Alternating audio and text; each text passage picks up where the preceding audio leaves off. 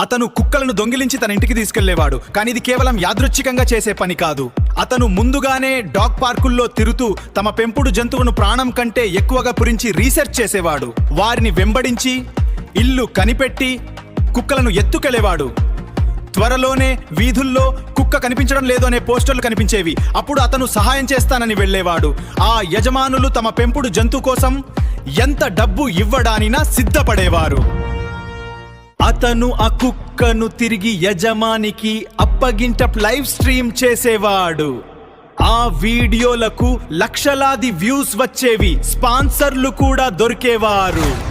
ఈ క్రమంలో అతను ఎర్నీ అనే వృద్ధుడిని టార్గెట్ చేశాడు. ఎర్నీ ఒక రిలిటరీ అధికారి. అతనికి PTSD ఉంది మరియు అతని తోడుగా ఒక సపోర్ట్ డాగ్ మాత్రమే ఉంది. ఆ కుక్కను దొంగిలించి తనే వెతికి పట్టుకుంటూ నటిస్తూ ఆ వృద్ధుడికి తిరిగి ఇచ్చే సన్నివేశాన్ని లైవ్ స్ట్రీమ్ చేయడానికి సిద్ధమయ్యాడు. అతను వృద్ధుడి ఇంట్లోకి అడుగు పెట్టినప్పుడు ఆ కుక్క అకస్మాత్తుగా ఆగిపోయి ఏడవడం మొదలుపెట్టింది. అతను నవ్వుతూ దాన్ని లోపలికి లాక్కెళ్ళాడు.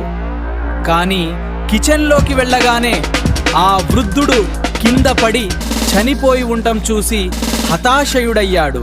భయంతో లైవ్ స్ట్రీమ్ ఆపడాన్ని నేను అనుకోలేస్తూ నేను కేవలం దొంగిలించి తిరిగి ఇస్తాను, నేను హంతకుని కాను అని గట్టిగా అరిచాడు.